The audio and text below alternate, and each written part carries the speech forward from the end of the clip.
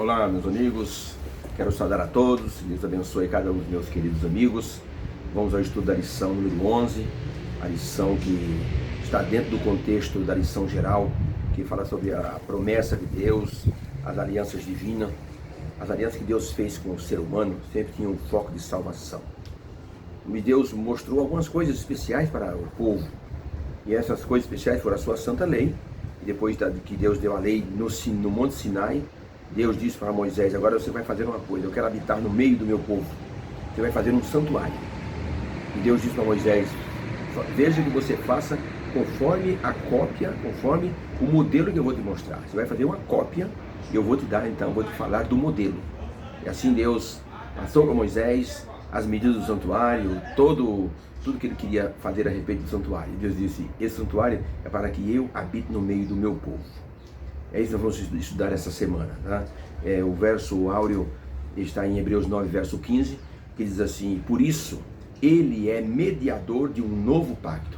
Ele é Jesus, ele é o mediador de um novo pacto, para que os que foram chamados recebam a promessa da herança eterna. Deus, quando fez a nova aliança, ele pretendia que as pessoas tivessem o olhar fixo em Jesus Cristo na cruz do Calvário. Essa era a ideia de Deus. E para o povo que estava andando no deserto, nada melhor do que criar um ritual que pudesse lembrar Jesus morrendo na cruz. Esse ritual era a morte dos cordeirinhos quando uma pessoa pecava. A pessoa levava um cordeirinho, matava o cordeirinho, o sangue do cordeiro era colocado dentro do santuário, e dessa forma o pecado da pessoa era pago pela morte do cordeiro. Esse foi o modo como Deus então colocou diante do povo a necessidade de um mediador, de um salvador. E o que Deus solicitou a Moisés foi uma cópia, uma sombra. Diz que havia um homem chamado Frank, ele estava andando numa noite escura, de repente eu vi um passo atrás dele, se virou, um homem disse: você é Frank, o impressor? Disse: sou. Por quê? Você me conhece? Diz: não conheço o senhor, mas conheço o seu irmão. E agora na escuridão, olhando o senhor de longe, seu jeito de andar, a sua forma, o seu perfil, o senhor é a sombra, o senhor é a cópia do seu irmão. Puxa vida, eu estava querendo falar com o senhor mesmo. E isso nos faz lembrar que quando Deus disse para Moisés: você vai fazer uma cópia do santuário que está no céu, e mostrou os detalhes. Nós podemos ver com isso que todos os detalhes do santuário apontam para Jesus Cristo, até os rituais apontam para Jesus, os móveis tinham semelhança e tinha simbolismo com o Senhor Jesus Cristo. Uma coisa espetacular, é uma riqueza de detalhes fantástica. Por isso que Deus pediu para Moisés fazer uma cópia, e não podia ser diferente da cópia. Tudo deveria ser da forma como Deus havia solicitado. Porque, na verdade, Moisés fez uma cópia, mas existia algo muito superior no céu. É realmente um assunto fantástico esse, de Deus pedir para Moisés fazer uma cópia do que estava no céu. Então, nós podemos sentir com isso que Deus tem um amor muito grande, um interesse em que as pessoas entendam a salvação. A salvação em Cristo tinha que ser colocada diante do povo. Eles não enxergavam isso ainda, porque a vinda de Cristo estava há milhares de anos no futuro. E Deus queria que o povo já tivesse essa ideia. O povo de Israel teria que ter a ideia do simbolismo de Jesus morrendo na cruz. E a mensagem do santuário é para nós também. Uma cópia, algo que simboliza ou reflete o original. Quando um homem no passado chamado Wycliffe, ele resolveu escrever a Bíblia, traduziu a Bíblia para a língua materna dele, a língua pátria dele, né? E então ele disse assim: eu tenho que fazer a Bíblia porque as pessoas não entendem. Só quem tem Bíblia hoje são os padres e os frades nos conventos. O povo não tem Bíblia. E esse homem chamado Wycliffe, ele diz: eu vou fazer a Bíblia. E ele traduziu a Bíblia. E na hora que ele estava traduzindo a Bíblia, ele teve uma perseguição muito grande, porque a igreja romana na época não gostou do projeto dele e passou a persegui-lo. E não guardava segredo de que queria acabar com a vida dele. O Wycliffe teve que se esconder, terminou a tradução da Bíblia, e agora como imprimir isso aí? Não tinha jeito de imprimir. Ele resolveu fazer o quê? Fazer uma cópia manual. Demorou 2 anos. A primeira cópia manual. E essa primeira cópia foi colocada na mão do povo. Essa primeira cópia. Todo mundo que pegava, anos depois, pegava o original e pegava a cópia de Wycliffe, percebiam que realmente eram iguais. a cópia era igual à original. Isso para mostrar que quando Deus pediu para Moisés, faça uma cópia do santuário, Moisés fez do jeito que Deus pediu. O santuário na terra era uma cópia, uma obra feita à semelhança do original. Deus, em sua sabedoria, projetou o santuário e ensinou com isso lições profundas para o seu povo a respeito da salvação.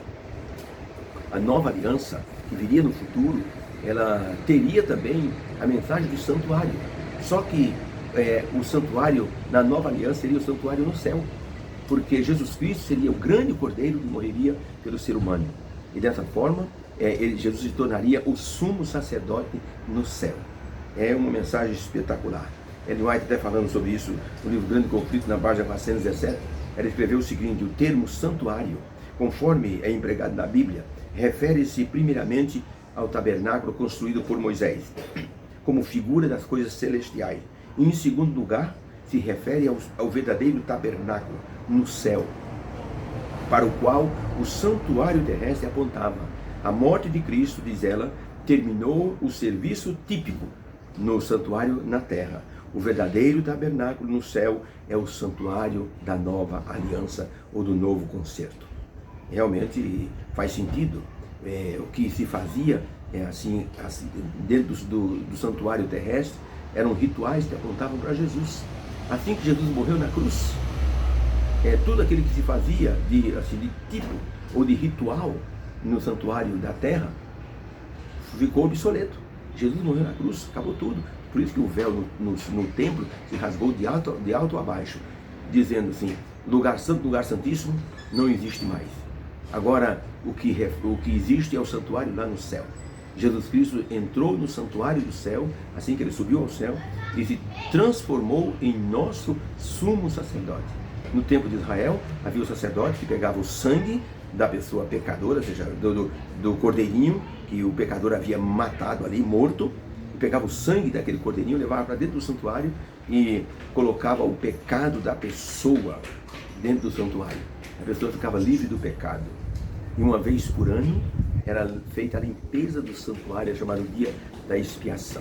Quem oficiava todos os dias era o sacerdote, mas quem fazia o ritual do Dia da Expiação era o sumo sacerdote.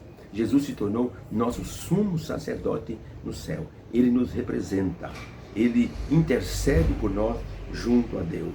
Ao falar sobre o assunto de cópia e original, eu li sobre o assunto da clonagem humana. Clonagem humana também é fazer uma cópia de uma pessoa, tá? Nos Estados Unidos, no Centro de Reprodução Humana, um diretor chamado Peter Nagy, esse homem, Peter Nagy, ele disse assim: olha, para nós fazermos uma clonagem humana, nós precisamos fazer uma cópia perfeita de outro ser humano. Isso é clonagem. Ele diz, no caso da clonagem humana, pega-se um óvulo, que pode vir de uma mulher doadora, e a gente retira o núcleo, o miolo do óvulo, e ali a gente coloca o núcleo de uma outra célula de um indivíduo que quer ser clonado. Então vamos clonar Bill Gates. Então pega ali da célula do Bill Gates, pega o miolo e põe dentro do óvulo da mulher doadora. Pega esse óvulo agora que tem o miolo com as características de Bill Gates, por exemplo, e se coloca no útero de uma mulher, para que esse óvulo possa fecundar e possa gerar vida. A criança que vai nascer ali desse óvulo que foi assim manipulado, ela será uma cópia perfeita do Bill Gates, por exemplo. Uma cópia visual. Internamente ela é diferente, porque tem suas características, seus genes são totalmente compatíveis com a pessoa que gerou ou com a pessoa que doou o óvulo, tá? Mas a característica facial é da pessoa assim, clonada. Uma célula da pessoa clonada é colocada dentro do óvulo e as características daquela pessoa vão para aquela criança que vai nascer. É algo muito interessante, é uma cópia. Quem olha assim fala assim: está aqui o original, está aqui a cópia. Deus, na verdade, não queria que o santuário fosse uma clonagem, porque uma clonagem é uma vaidade humana, mas uma cópia do santuário foi a vontade divina para mostrar ao ser humano como se procederia durante todas as épocas assim, a representação do perdão dos pecados das pessoas. As pessoas pecavam e pediam perdão através da morte de um cordeirinho. Pela lei, uma pessoa que pecasse morreria. A alma que pecar, essa morrerá. A pessoa não ser morta, Deus diz assim, então você oferece um cordeiro em seu lugar. E dessa forma a lei era satisfeita. Quando Jesus morreu na cruz, todos esses pecados foram apagados e esses rituais foram assim feitos fumaça, porque era uma sombra do que aconteceria no Calvário. Assim Jesus pagou o pecado de todos os seres humanos. Por isso, vamos estudar isso essa semana, o santuário como uma sombra do santuário celestial e que se tornou uma realidade. O santuário na terra era uma sombra e o santuário no céu era uma realidade. Vamos estudar isso? Deus vai nos ajudar a entender esse assunto sobre o santuário, que é tão importante para todos nós. Se você entender a mensagem do santuário, você entenderá a questão do perdão de pecado. Eu estive numa igreja, uma senhora estava há 40 anos servindo a Deus, ela vivia num sufoco muito grande. Por quê? Porque ela não entendia o perdão divino. Ela diz, irmão, eu cometi um pecado há 40 anos atrás, e aí eu me sinto culpada por esse pecado. Eu falei, mas irmã, então a irmã não entendeu o perdão divino. Sentei-me com ela, falei do perdão divino, li na Bíblia, ela disse, irmão, agora eu entendi. Ela deu um suspiro bem grande, como a dizer, puxa vida, eu não sabia que o perdão divino era assim. Estou carregando o peso dessa culpa 40 anos. Orei com ela, ela entendeu o perdão divino e se sentiu aliviada. Então, a mensagem do santuário é a mensagem do perdão divino para todos nós. Fica com Deus, vamos orar. Obrigado, Senhor, pela mensagem do santuário. Ajude-nos a entender a salvação, a entender o perdão dos nossos pecados, através de Jesus. Nos dê um sábado feliz, pela graça nós pedimos em nome de Jesus. Amém. Fica com Deus, tenha um sábado feliz. Até o próximo estudo.